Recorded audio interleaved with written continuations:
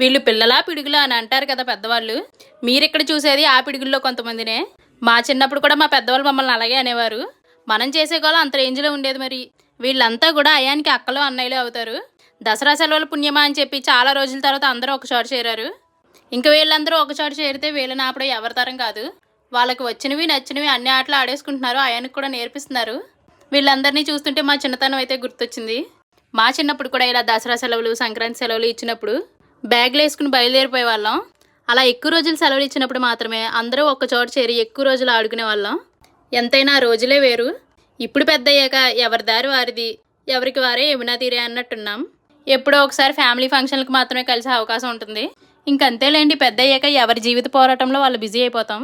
మా అమ్మమ్మ గారి ఊరైతే రాజమండ్రి. మీ అమ్మమ్మ గారి ఊరేంటో కామెంట్ చేసి చెప్పండి. ఎంతైనా ఇంట్లో ఇంతమంది పిల్లలుంటే సందడే సందడి. ఈ వీడియో మీకు నచ్చితే please do like, share and subscribe.